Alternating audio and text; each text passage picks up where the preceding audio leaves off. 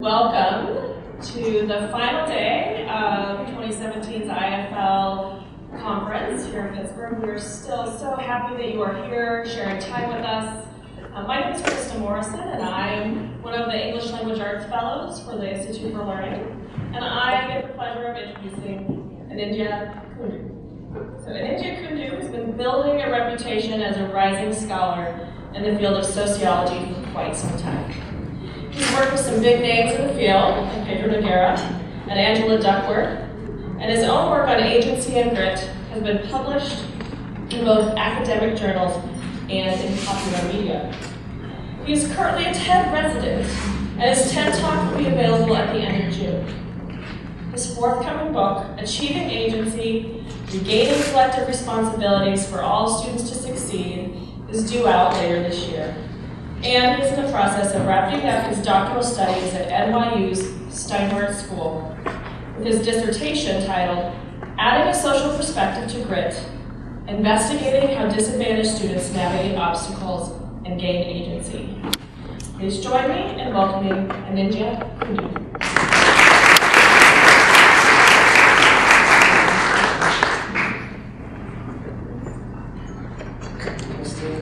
Good morning, everyone. That's a room of teachers. Thank you for that really kind introduction. I'm still working on deserving a lot of that, and it's definitely really humbling to be invited to speak here, especially open the last day of this awesome conference. I was very excited to partake in a lot of the activities going on yesterday, and felt the energy and the passion in the room.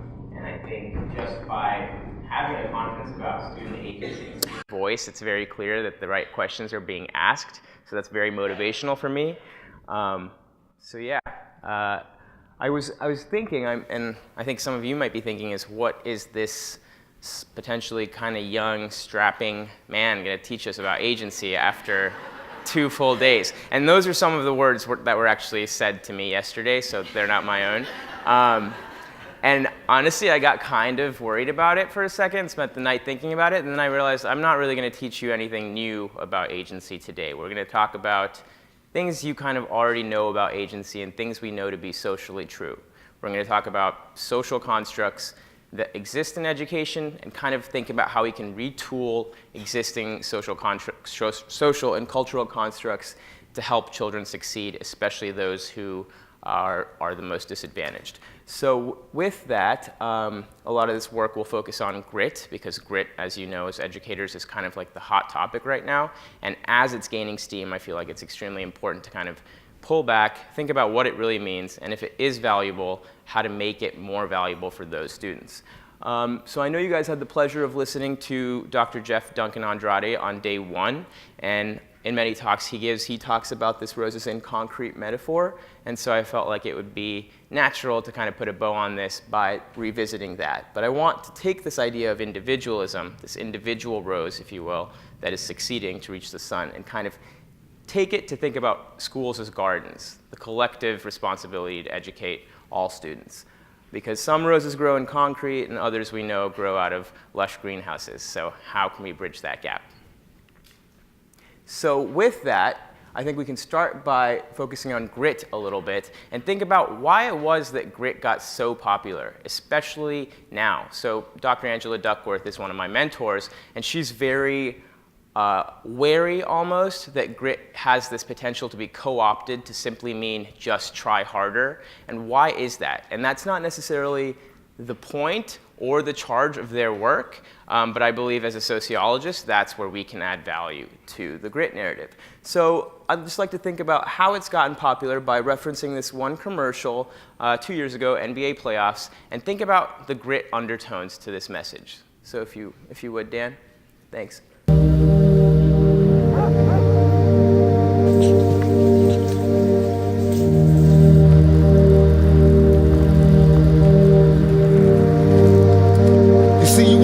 Why the rose that grew from the concrete had damaged petals. On the contrary, we would all celebrate its tenacity. We would all love its will to reach the sun. Well, we are the roses. This is the concrete. These are my damaged petals. Don't ask me why. Ask me how.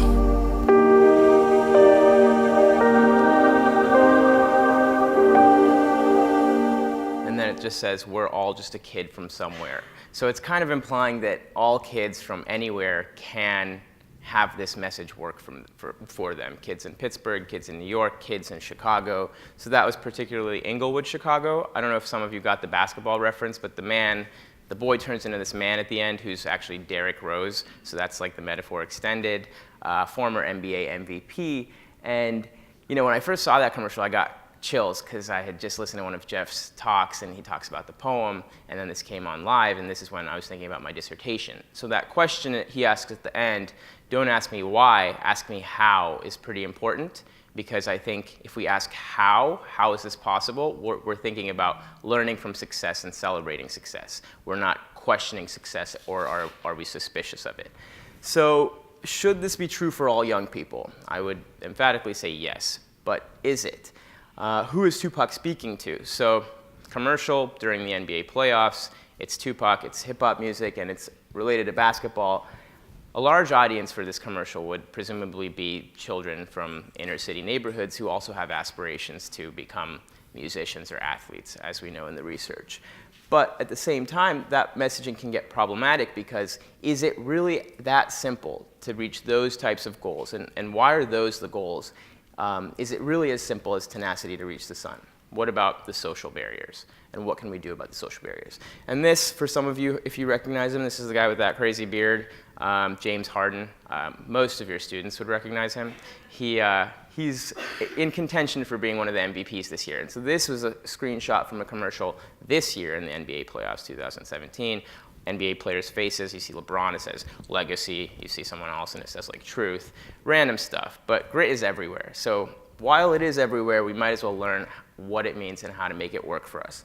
So before we do that, slightly depressing slide, we should understand that the American concrete is formidable. If there are few and far between roses growing in it, this is why. So New York, where my work is focused, I will use as an example, but we know this to be true in most metropolitan cities in the country. I've heard about people in this room tell me about Pittsburgh, and I've heard about Denver and other cities where these issues are problems, where disadvantages are heavily concentrated on race and class.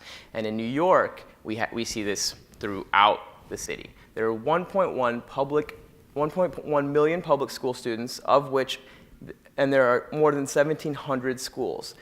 There are 80,000 homeless students, which is a number from 2013, which is growing.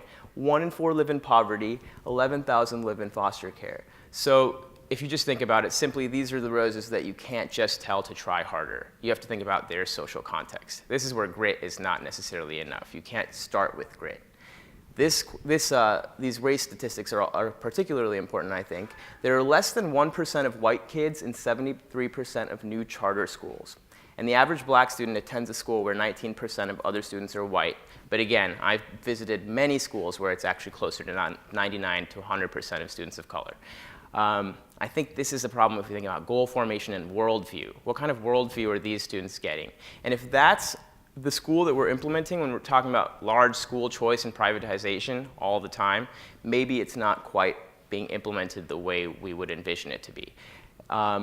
Is demography still destiny? A paper from the Annenberg Institute of Brown a couple years ago, and they affirmed the question that yes, it is, by studying in New York. In Manhattan, in New York, neighborhoods with 100% Black and Latinx students, less than 10% graduate college ready. And in Manhattan neighborhoods with the greatest college readiness rates, less than 10% are Black and Latinx. So achievement is still very much an issue of color. And if we think about grit, that might not be enough to really solve this issue. I want to say that these are social issues, so individual level problems are not necessarily going to combat them. And it's interesting, I presented some of my work recently at a transfer school, and I was just thinking about this. It was a transfer high school. Used a lot of my basketball metaphors, and I was getting somewhere with the kids, and then I mentioned this, and this is like an all-black school, and you guys know high schoolers. If they're if they're not shy, they're willing to take you on. And so a girl asked me, she was like, so why is this an issue? And you know, her class is all students that are black. Like, why is separation an issue or segregation an issue? Why do we need more diversity? And honestly, in a lot of the talks I've given, that was one of the hardest questions I've had to answer because of her lived reality and experiences. She loves her school, she loves her classmates. Some of her teachers are of color, but most of them are also white. So I was a little bit stumped, and at the moment I answered it by kind of the social way. I was like, you know, it's a problem if we don't grow up together, then we don't learn about each other, then we won't care for each other. So these social problems will continue to persist. If you think there's racist policing practices, over-policing of communities of color, that may continue to be a thing. And in 2041, when demographers say that America will be, the majority will be people of color, will we continue to be more isolated, or will we find a way to be integrated? And it's really interesting because she had just been studying the Little Rock Nine, the girls who had to be integrated forcefully in Arkansas. And it was a civics class, but she was still asking me this question. Then later I realized I could have answered it a little bit more personally. So I'm at NYU, this is where I teach, and I just found this out, and I want to share this with everyone. Apparently, at my school, there are pretty much 5% or less of students are black. So let's say this girl goes from that school to NYU. Like, how is she going to feel then? And I can actually tell you, I mean, unless she's extremely confident and does have interactions with other people of other races, she might feel a little isolated. And a couple years ago, a student in my class, we always talk about race and how we feel the effects of race in our day-to-day. She mentioned that she wasn't sure if she could go to NYU because she didn't know if she looked white enough, the way she was talking, the way she was dressing. That's what she asked her mom about. So hopefully that's what we're trying to address here. And in that comment, if you're wondering if you're looking white enough to succeed somewhere, you're taking away your own agency. You're not using what makes you you to succeed. So enough about NYU. So to agency to fix some of these issues. So very quickly, I think something that we don't notice enough is that we have in this country this idolization of individuals and individualism, and also this idealization of democracy. We think both of those cultural values of ours exist and work in complete harmony, when in fact I think they are at odds and they clash. And one of the places I think they clash the most is in schools, the institutions that pretty much have to do the biggest work of our democracy. This is playing out in classrooms because simply by our open access policies, we think our egalitarian burden is being massaged, access to homeless students and undocumented students, everyone has access.